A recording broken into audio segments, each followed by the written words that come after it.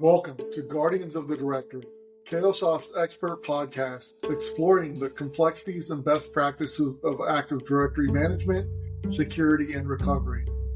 I'm Craig Birch, identity security enthusiast and principal security engineer focused on identity with over 20 plus years of industry experience architecting and securing Microsoft identity solutions.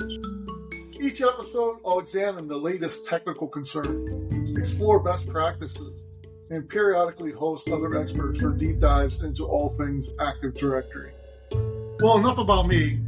Let's focus on today's discussion. But before we get started, let's do a quick recap of our last episode titled Beyond Defense, Why Traditional Defenses Fail Against Ransomware, where we tackled the tough reality that traditional defense in-depth strategies often aren't enough to stop ransomware attacks. We dug into things like why even the most advanced firewalls, endpoint security, and SIM systems can still be bypassed by today's sophisticated threats. But as we discussed, prevention is only one side of the story. What happens when ransomware actually gets in and, worse, compromises your Active Directory? For most organizations, Active Directory isn't just a system, it's the backbone of the entire network. It controls access to things like data, applications, and services across the enterprise. So when ransomware strikes AD, the consequences are massive.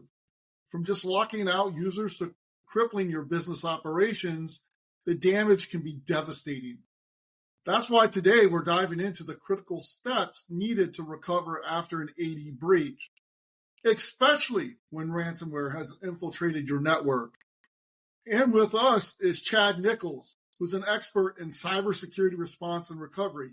He's actually seen firsthand the challenges organizations face when trying to bring AD back from the brink after an attack.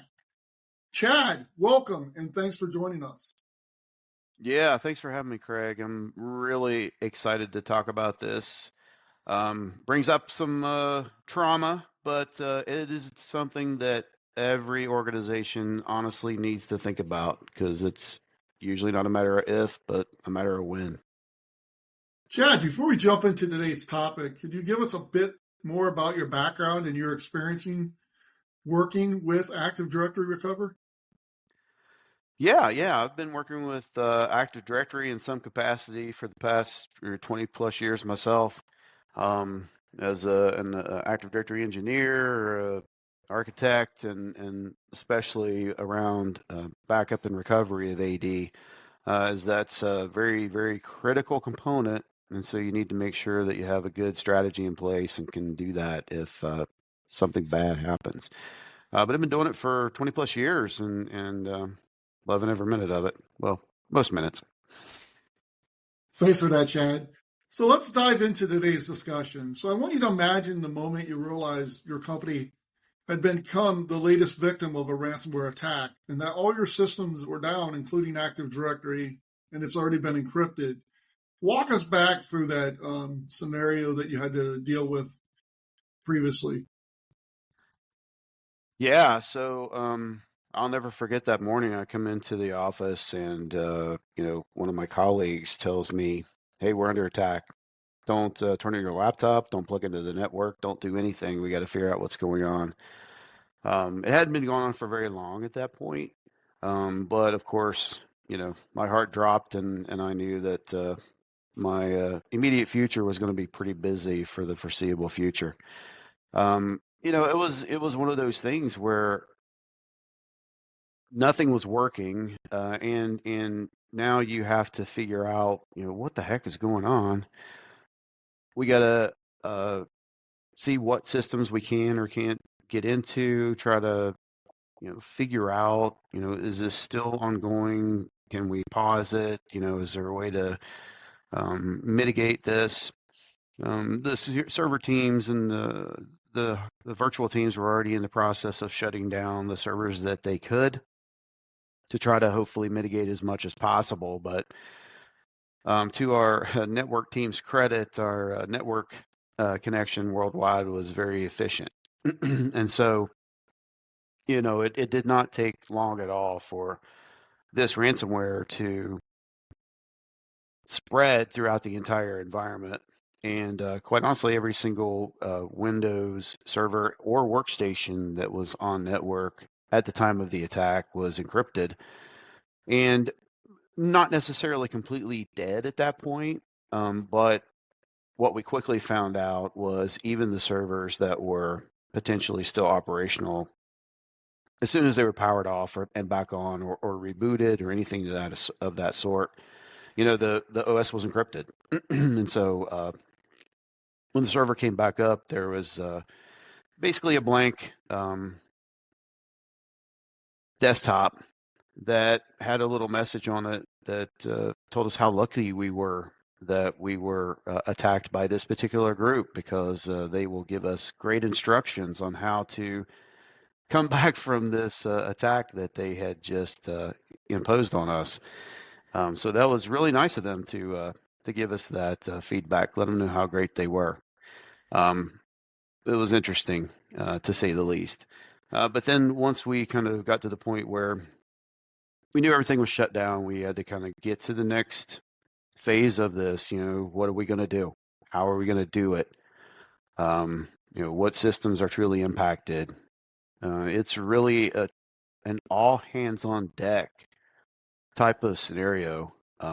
Everybody from the CEO down to the lowest person on the totem pole has a part to play in this kind of recovery, and making sure that we can recover from it and that it doesn't happen again and we don't reinfect the environment. So that's definitely a high stress situation that you're talking about. So once the attack was contained or somewhat contained, the next step is assessing the damage. So many of our listeners may have not experienced a ransomware attack, especially one that targets Active Directory. Could you walk us through the key steps you took to assess the impact, specifically with regards to Active Directory, Chad? Yeah, for sure. So we had a pretty large Active Directory environment. It's a global company. We had around 130-ish domain controllers worldwide. Just to kind of give the scope, with this particular company at the time, we had a location of some sort on pretty much every continent around the globe, in every country around the globe, with the exception of maybe Antarctica and I think maybe Africa. But everywhere else, we had at least some kind of presence. Um, so the scale was pretty massive, and it's really, how do you test when you can't test? It's not an easy process.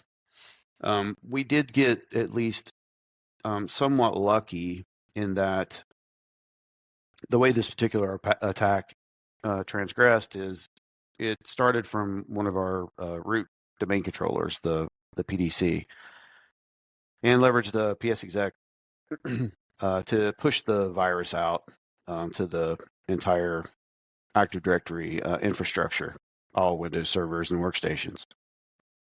To that end, because that particular box was actually a physical server, I could get into the console. I didn't have to come in through vSphere. So in that regard, I was a little lucky because I could get on the console and see what's going on with the server. It hadn't been rebooted, so it was still at least functional from a standpoint where I could log in and take a look. I did see that process and immediately ended it. So I knew that was kind of where the process started, the main server that was infecting the rest of the environment. So once I was able to turn that process off, I was able to at least see, the status of things, and I, did some basic pings around the network to see what was and wasn't available. And for the most part, the rest of the DCs in the environment were not even responding to ping at this point. And then this particular server, even though technically it was operational, it was the main cause of the ransomware attack. But as soon as we did a reboot of this server, it was too late. It had already been impacted by the ransomware itself. So while I was able to use it temporarily to kind of assess the damage to AD, that assessment really told me that AD is completely gone. There's no domain controller is still available, and neither are the Windows servers or workstations. And then once that guy was rebooted, I could see, from the hardware console that it was basically toast as well. There was no saving that one either. Great overview. So it sounds like, at least for that one server you logged on, you identified some sort of process that was suspicious, and then you were able to stop the process from propagating. But once you rebooted that server, after you killed the process, it then completed the full-on encryption of the rest of your Active Directory. Do I have that right? That's correct. Yeah. At that point, there were 0 Active Directory domain controllers still functioning in our entire corporate environment. So let's understand the recovery phase. So obviously backups are crucial for your recovery effort, but when you're talking about Active Directory, as I know as well as you do, it brings its own set of challenges. Can you tell the audience what kind of challenges you encountered specifically when recovering from AD backups? Absolutely. Yeah. So with our particular recovery efforts, we had some traditional backup software that we leveraged to do backup to tape and do recoveries, more traditional means. And then we did have some domain controllers and other servers that were virtual in the cloud in Azure. So I was able to also leverage Azure Backup to protect some of our environment up there in the cloud. So at that point, I got to figure, okay, what's the best recovery strategy? How do I bring things back, get them operational again, and restore AD in a way that's not going to completely reinfect the environment and cause all of this to happen again? My options were kind of limited because every backup product we had basically kind of brought the OS with it. So that's where the ransomware was. And, so the challenge is, how do I get this back, not reinfect the environment? Very difficult. I opted to leverage the Azure backups to bring back a single domain controller in the cloud and use that as a starting point for my recovery. Since I knew what the process was that was affecting the environment, I was able to quickly make sure that was not running, and I basically did multiple reboots and verified, that at least initially this looks like it's clean.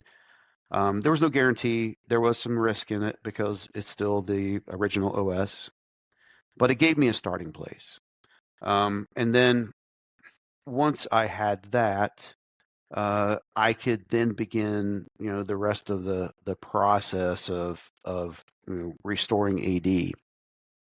But it did take some time to ensure that I'm hopefully not going to reinfect the environment. I also had to isolate this server for obvious reasons. If someone were to power on one of the existing infected machines, that could reinfect this server. Also, if this server did have the infection as part of its recovery, I didn't want to infect anyone else. So through the virtual network, I was able to isolate this server and get it on its own to start the rest of the truly, let's say challenging parts of doing a somewhat manual Active Directory recovery. The other thing too is, with this type of recovery strategy, I could only bring back a single server. It's not like I can restore 100 different domain controllers from a snapshot and just magically works, because AD doesn't work that way. So there's a lot of other steps that you have to take post recovery, no matter what type of kind of traditional solution you're using. So it sounds like you had some, your traditional backup solutions that you would normally have used were down or you were concerned about because they were actually backing up the operating system, and they could include the process or the malware that was used to encrypt the rest of your environment. but you were using, it sounds like, some kind of Azure backup solution, and you were able to use that to recover a single domain controller. Do I have that correct, Chad? That is correct. Yes, that's correct. Yes. So, and obviously, when we're looking at Active Directory or actually restoring any server, one of the biggest challenges is ensuring that it is a clean environment. So it sounds like because you knew the process that was used to deploy the ransomware, you were able to restore, verify at least that process wasn't working. And you did some additional steps and isolated your network so that A, that server can't be infected, and B, if it was infected, it's not going to infect anything else. So I guess once you kind of got past that phase, can you tell us a little bit around what it took to recover Active Directory? Because it sounds like you're now moving into this uncharted territory because you're really recovering your Active Directory forest, if I'm hearing you right. That is correct. Yeah. So this is what you would consider a true full forest Active Directory recovery. And there are a lot of steps, thankfully, that have been documented by Microsoft on how to approach this. But they do require a lot of manual steps, and it takes a lot of time. I have the server back. It's only a single server. So now what do I have to do to ensure that, number one, it's not going to infect anything? AD is going to work once I go to promote my other domain controllers, once all of the other teams are ready to go. So you have to go through a lot of manual steps to get AD to a point where it's functional and ready to handle redundancy, adding those other domain controllers back into the environment. So Microsoft does provide the document. It's a very thorough process, but it is time intensive. You have to, just a few of the steps, seize roles, the FSMO roles, raise the red pool, reset the Kerberos ticket password. We didn't know, or I didn't know at the time, what the vector of the attack was. Was it a pass the hash attack? Was somebody's password actually compromised? I didn't know any of those things at the time. And the nice thing is that Microsoft's recovery guide does kind of take a lot of that into account for the most part. So, doing those steps, doing the Kerberos ticket password reset, all of those things that Microsoft recommends does help with that mitigation. But, with my environment being, 130 plus domain controllers, part of the steps is to make sure that you're getting rid of the orphaned domain controller objects, the metadata, if you will, of the directory that will prevent you from being able to rebuild that when the recovery takes place. So I had to do complete metadata cleanup for all the domain controllers, their DNS records, insights and services, and users' computers, and all those locations. And I had to do that manually for, around 130 servers. And, it took a lot of time and a lot of effort. I'm very OCD, so I checked and rechecked and rechecked because if anything is left behind, you're going to have problems when you go to rebuild the environment with replication, all of those things. So making sure that's clean when the process starts is very, very, very important. And then going through those steps takes really a lot of time.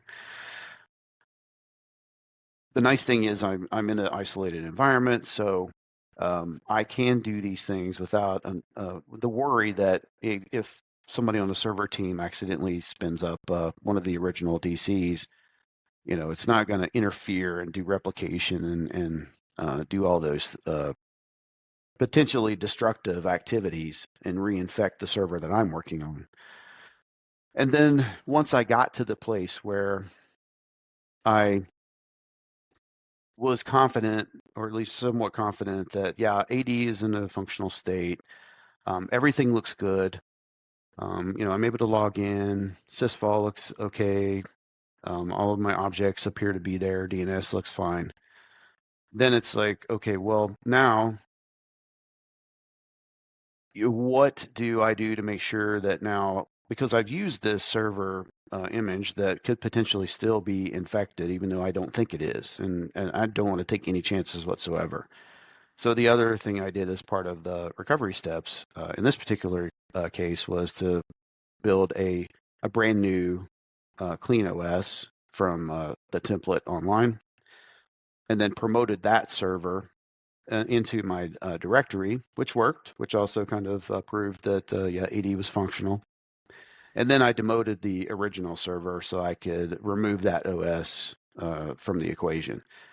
Just one more step that I kind of took to help ensure that the ransomware was no longer present. A clean OS is not going to have ransomware. The old could. So that was one way I used to kind of mitigate finally that last possible chance of reinfection. And then once that was done, I could use that newly built server to do the rest of my Active Directory recovery. So building out my redundancy in all of my data centers and my sites once the server teams were ready to go. Well, thanks for that detailed and clear explanation.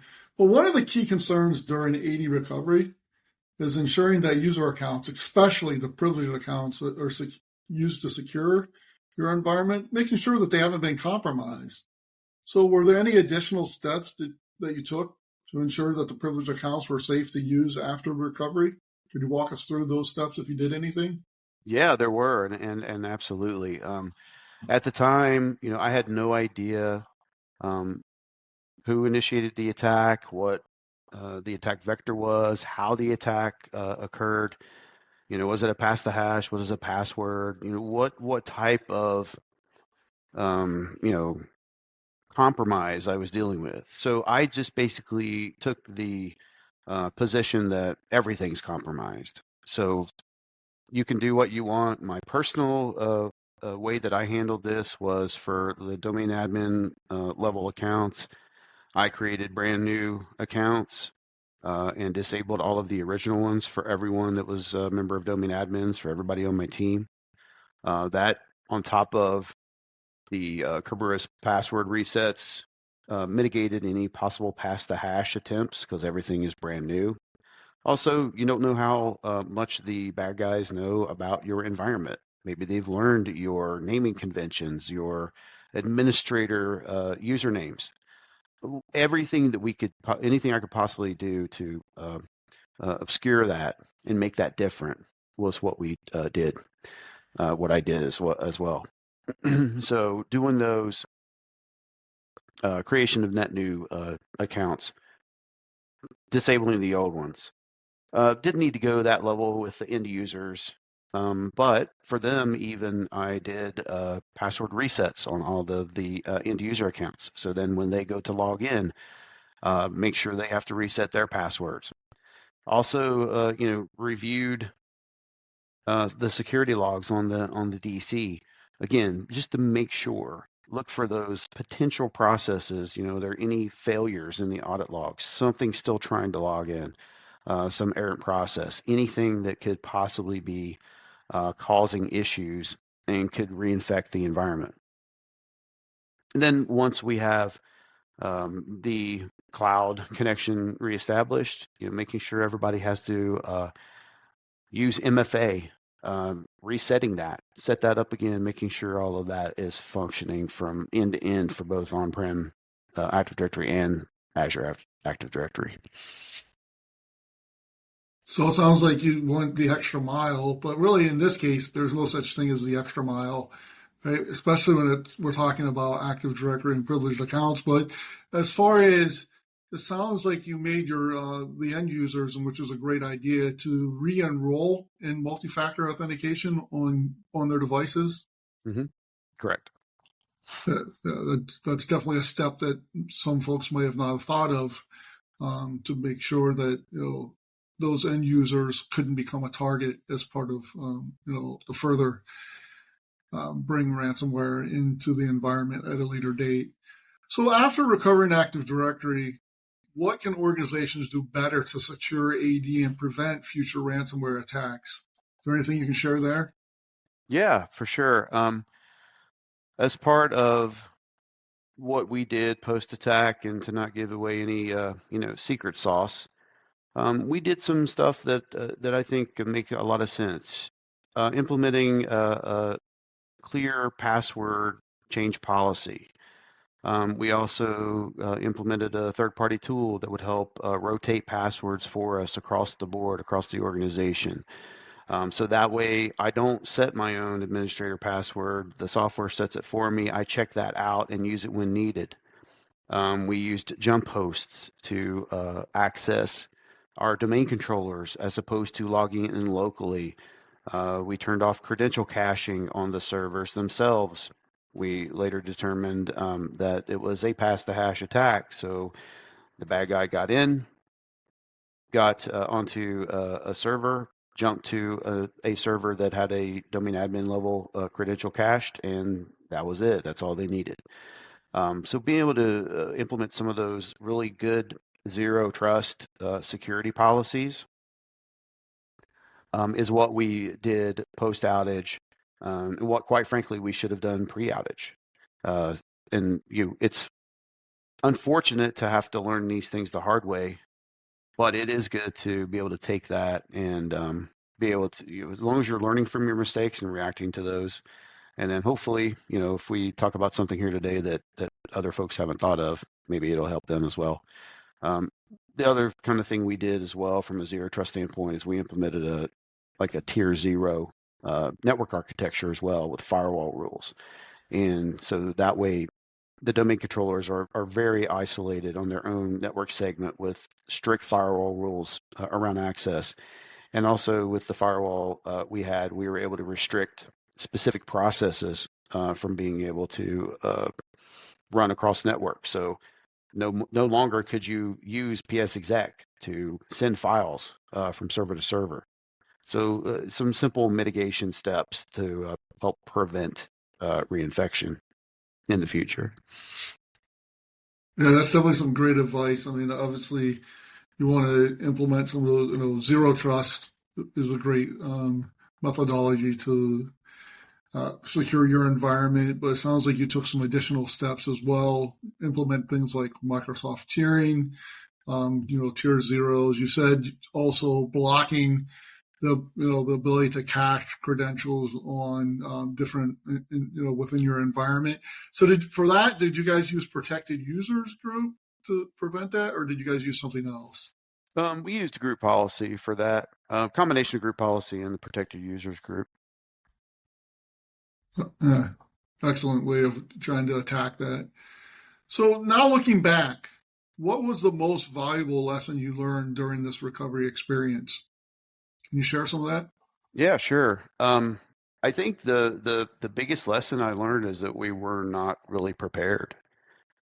We had done a disaster recovery exercise at one point in time, and that involved the kind of scenario that we used to prepare for years ago, losing a data center, or something to that effect. Like if it gets hits with a nuclear bomb and now it's gone, how do I fail over to this other place?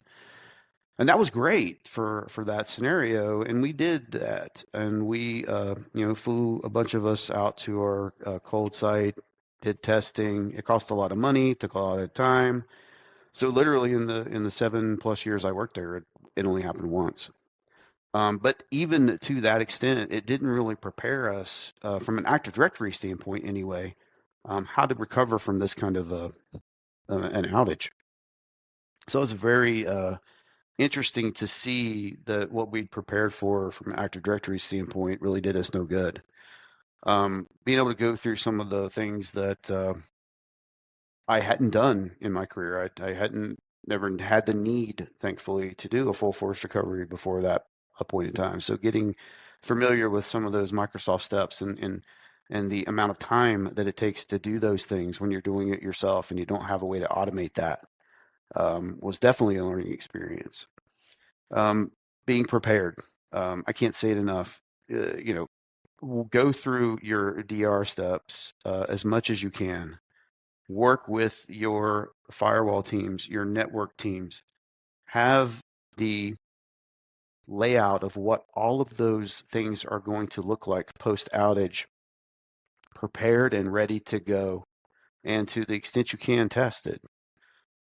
When you have an outage of that nature, you can't just say, I'm going to continue to use everything that I did before, because the first thing the authorities and the attorneys are going to say is, don't touch those systems. We have to figure out what went wrong, which means all net new hardware, all net new firewall, all net new networking.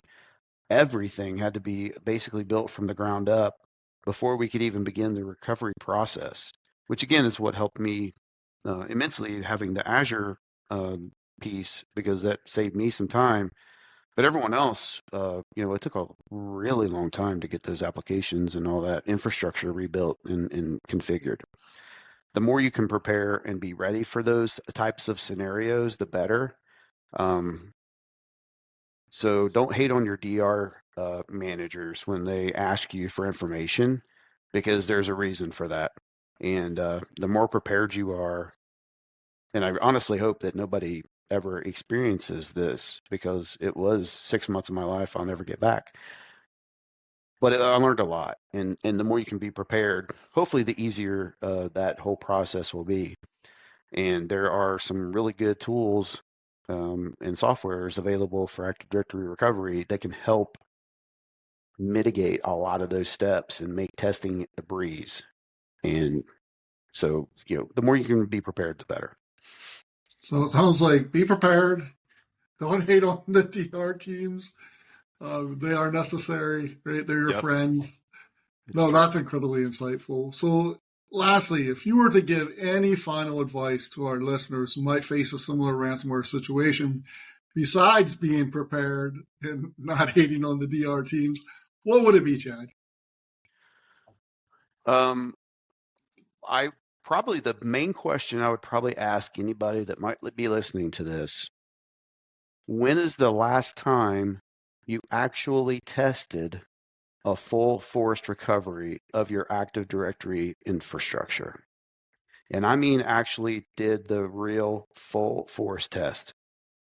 Depending on how you answer that question, you might want to go back and take a look at what you're doing, because that should be something that you test on a very, very regular basis, because you never know when and if this is going to happen. And the more often you test, the more repeatable the procedures you have are that are going to be in place.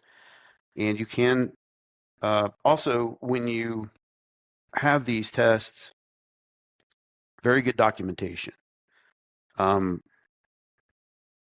It might not be you that does a recovery, depending on the circumstances, when you have an outage. So you have to have a repeatable procedure that works, that you can hand over to potentially a third-party consultant or somebody that's not yourself, to do this recovery and help your company out, because you can't always guarantee that you're going to be part of that recovery. So, testing things, testing, honestly, and make sure you do it often. And it's a very easy and very repeatable process, every single time. Excellent advice.